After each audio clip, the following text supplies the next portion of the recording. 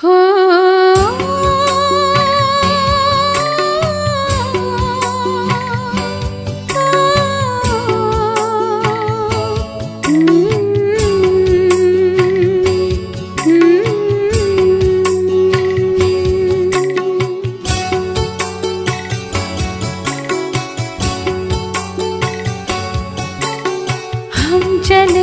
वतन की ओर डाल के प्रेम की डोर, हम चले वतन की ओर डाल के प्रेम की डोर, बाबा खींच रहा है आज सहज ही अपनी ओर, हम चले वतन की ओर।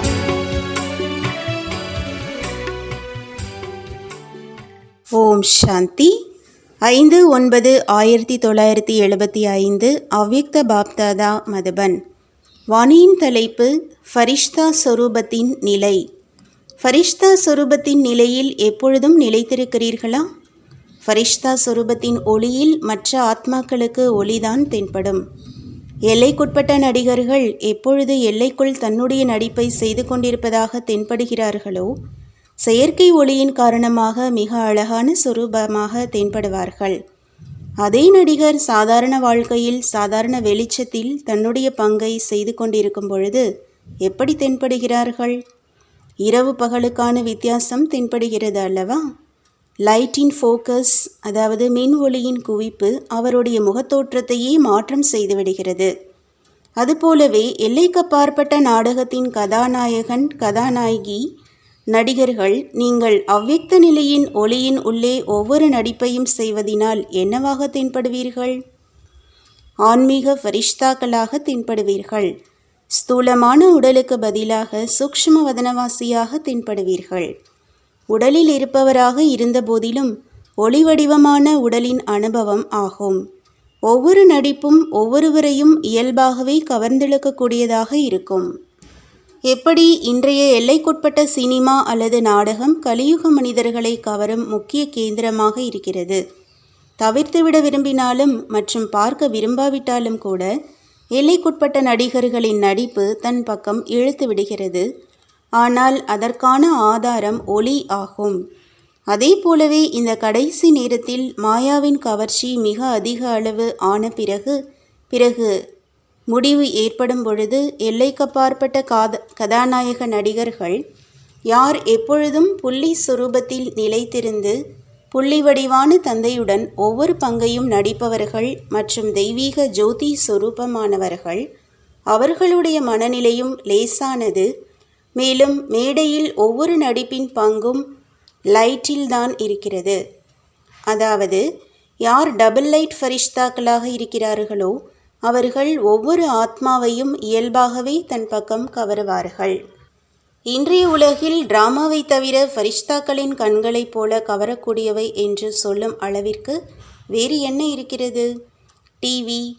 எப்படி டிவி மூலமாக இவ்வுலகின் பலதரப்பட்ட காட்சிகளை பார்த்து கொண்டிருப்பதால் அநேகர் அவற்றில் கவரப்படுகிறார்கள். அதாவது கீழே விழும் கலையில் செல்கிறார்கள். அதுபோலவே ஃபரிஷ்தாக்களின் கண் தெய்வீக தொலைக்காட்சியின் காரியத்தை செய்யும். ஒவ்வொருவரின் கண்கள் மூலமாக இந்த உலகத்தை மட்டுமல்லாமல் 3 உலகின் தரிசனம் செய்வார்கள். அதுபோலவே ஃபரிஷ்தாக்களின் நெற்றியில் பிரகாசித்து கொண்டிருக்கும் மணி ஆத்மாக்களை சர்ச் லைட் மற்றும் லைட் ஹவுஸிற்கு சமமாக தன்னுடைய சொரூபம், சுயமாற்றம் மற்றும் உயர்ந்த லட்சியத்தின் தெளிவான காட்சிகளை காண்பிப்பார். அப்படி ஃபரிஷ்தாக்களின் யுக்தி நிறைந்த வார்த்தை, அதாவது விலைமதிக்க முடியாத வார்த்தைகள் ஒவ்வொரு யாசிக்கின்ற ஆத்மாக்களின் பையை இரத்தினங்களால் நிரப்பிவிடும். தேவதைகள் கூட பக்தர்களின் மேல் மகிழ்ச்சி அடைந்து பூக்களின் மழை பொழிகிறார்கள் என்ற வர்ணனை இருக்கிறது. அந்த மாதிரி உயர்ந்த ஆத்மாக்கள் உங்கள் மூலமாக உலகின் ஆத்மாக்களுக்காக அனைத்து சக்திகள், அனைத்து குணங்கள் மற்றும் அனைத்து வரதானங்களின் மலர் மழை அனைவருக்காகவும் பொழியும். அதனால்தான் உங்கள் அனைவரையும் தேவதை, அதாவது கொடுப்பவர் என்று புரிந்து பக்தர்கள் துவாபர யுகத்திலிருந்து தேவதைகளின் மகிமை மேலும் பூஜை செய்தே வந்து கொண்டிருக்கிறார்கள். ஏனென்றால் கடைசி நேரம் அனைத்து ஆத்மாக்கள், விசேஷமாக பாரதவாசி ஆத்மாக்கள் தேவதை தர்மத்தின் கடைசி காலத்தில் வரக்கூடிய ஆத்மாக்கள் யாரும் உங்களுடைய தேவதை ரூபத்தின் பாலனையை எடுக்க மாட்டார்கள்.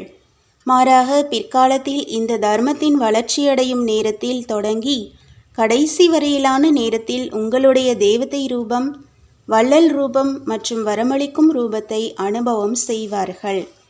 உங்களுடைய கடைசி தேவதை ரூபத்தின் அநேக பிராப்திகளின் சம்ஸ்காரம் மற்றும் நினைவுகள் அனைத்து ஆத்மாக்களில் உள்ளடங்கி இருக்கிறது, அதாவது நிரம்பி இருக்கிறது.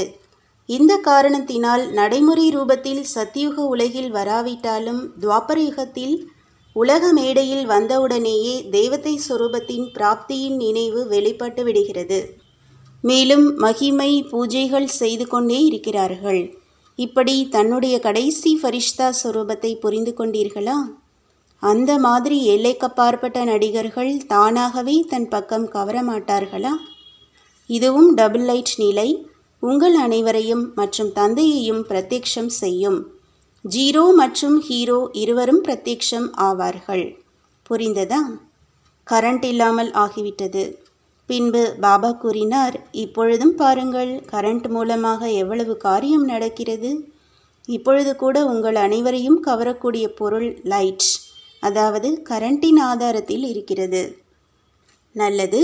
அப்படிப்பட்ட எப்பொழுதும் ஜீரோவுடன் ஹீரோ பங்கை செய்யக்கூடிய, எப்பொழுதும் கொடுக்கக்கூடிய தேவதா ஸ்வரூபம், உலகில் அனைத்தையும் தன்னையும் மற்றும் தந்தையையும் வெளிப்படுத்தக்கூடிய, உலகின் அனைத்து ஆத்மாக்களின் அனைத்து மன விருப்பங்களை நிறைவேற்றக்கூடிய அந்த மாதிரி ஃபரிஷ்தாக்களின் உலகில் இருப்பவர்களை மற்றும் ஃபரிஷ்தாக்களின் உலகிலிருந்து விலகி இருக்கக்கூடிய குழந்தைகளுக்கு பாப் தாதாவின் அன்பு நினைவுகள் மற்றும் நமஸ்காரம். வரதானம்: தன்னுடைய தொழிலின் நினைவு மூலமாக மனதை கட்டுப்படுத்தக்கூடிய ராஜயோகி ஆகுங்கள். அமிர்த வேளை மற்றும் முழு நாளில் இடையிடையே தன்னுடைய தொழிலை நினைவில் கொண்டு வாருங்கள். ராஜயோகியின் ஆசனத்தில் அமரக்கூடியவராக இருங்கள்.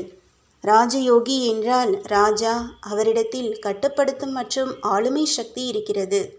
அவர் ஒரு நொடியில் மனதை கட்டுப்படுத்த முடியும். அவர்கள் ஒருபொழுதும் தன்னுடைய எண்ணம், வார்த்தை, செயலை வீணானதாக இழக்க முடியாது. ஒருவேளை விரும்பிய போதும் வீணானது வந்துவிடுகிறது என்றால் அவரை ஞானம் நிரம்பியவர் மற்றும் ராஜா என்று கூற மாட்டோம். ஸ்லோகன்: சுயத்தின் மேல் ராஜ்யம் ஆளுமை செய்பவர்தான் உண்மையான சுயராஜ்ய அதிகாரி. ஓம் சாந்தி.